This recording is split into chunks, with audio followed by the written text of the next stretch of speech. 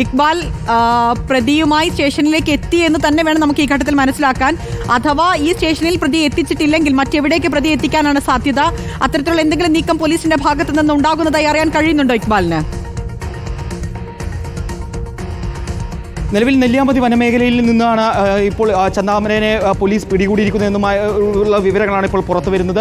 ഇപ്പോൾ നേരത്തെ ഒരു പോലീസ് ബസ് വന്നിരുന്നു. അതിനുശേഷം പോലീസ് ഉദ്യോഗസ്ഥർ അവിടെ നിന്ന് ഓടി മാധ്യമങ്ങളുടെ ഉൾപ്പെടെയുള്ള ശ്രദ്ധ മാറ്റാൻ ശ്രമിച്ചിരുന്നു. കാരണം ഇത് വലിയ രീതിയിൽ ഈ വിവരം അറിഞ്ഞുകൊണ്ട് നാട്ടുകാർ ഈ മേഖലയിലേക്ക് എത്തിയിട്ടുണ്ട്. നെന്മാറ പോലീസ് സ്റ്റേഷന് മുന്നിൽ ഇപ്പോൾ നാട്ടുകാരുടെ വലിയൊരു സംഘമുണ്ട്.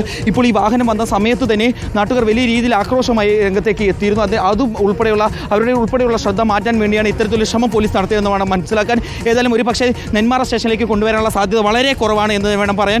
കാരണം നേരെ കൊണ്ടുപോകുക ഒരു പക്ഷേ ആലത്തൂർ DYSPയുടെ ഓഫീസിലേക്കോ അതല്ലെങ്കിൽ പാലക്കാട് SP ഓഫീസിലേക്കോ ആയിരിക്കും എന്നുള്ള സൂചനകളാണ് പുറത്തു വരുന്നത്. ഏതായാലും അതുമായി ബന്ധപ്പെട്ടുള്ള വിവരങ്ങൾ സ്ഥിരീകരിക്കേണ്ടതുണ്ട്. പക്ഷേ ഏറ്റവും നിർണായകമായിട്ടുള്ള വിവരം അത് ചെന്താമര പിടിയിലായിരിക്കുന്നു എന്നുള്ളതാണ്. പോലീസിനെ ഇത്രയും നേരം കബളിപ്പിച്ചുകൊണ്ട് ഇരുട്ടിൻ്റെ മറവിൽ ഒളിഞ്ഞിരുന്ന ആ ചെന്താമര പിടിയിലായിരിക്കുന്നു. സുധാകരനെയും ലക്ഷ്മിയെയും കൊലപ്പെടുത്തിയതിനു ശേഷം 36 മണിക്കൂറാണ് ചെന്താമര നെന്മാറയിൽ തന്നെ ഒളിച്ചിരുന്നത്.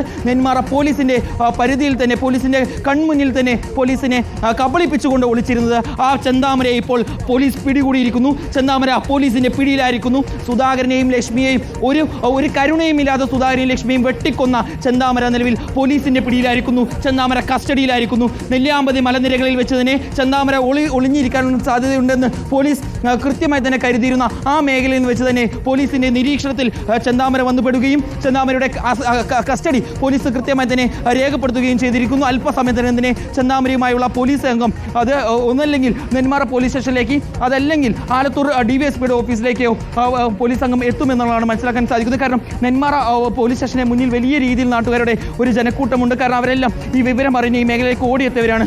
ഈ ചെന്താമര